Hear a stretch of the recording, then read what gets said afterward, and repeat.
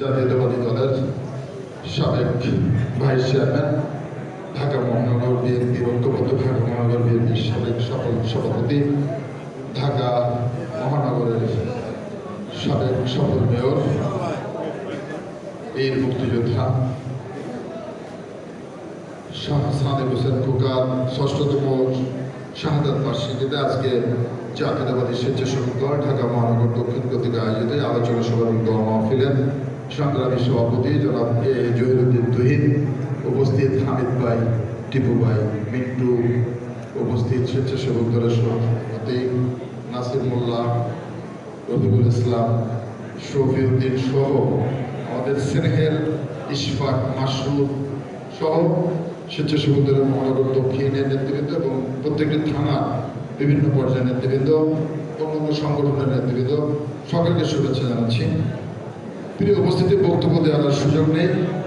সাদেক হোসেন খোকার সম্পর্কে বলতে গেলে দিন কেটে যাবে, রাতও পার হয়ে যাবে, শেষ হবে না।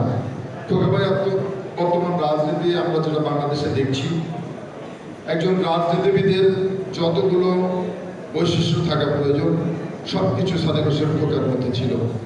আমি গর্বিত এমন একজন নেতার সান্নিধ্য আমি পেয়েছিলাম। অনেক কাছে থেকে সাদেক হোসেন খোকাকে আমি দেখেছি।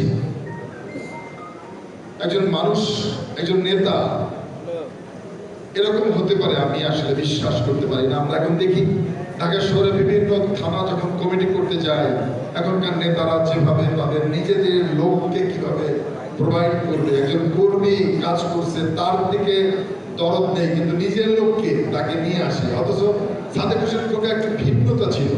বলতাম, খোকা ভাই সূত্রপুরের কমিটি করবো ছাত্র দলের, কাকে দিব? আরে তোমরা যাকে দাও না ভাই, সবাই তো আমাদের। আমি কার কথা বলবো? একজনের কথা বলবো, আরেকজন কষ্ট হবে, সবাই তো আমাদের। তোমরা তোমাদের মতো একজন যোগ্য দেখে করে দাও, ওই তো আমাদের হবে। মানে কাউকে কখনো পছন্দ করতেন, মনে করতেন সবাই না।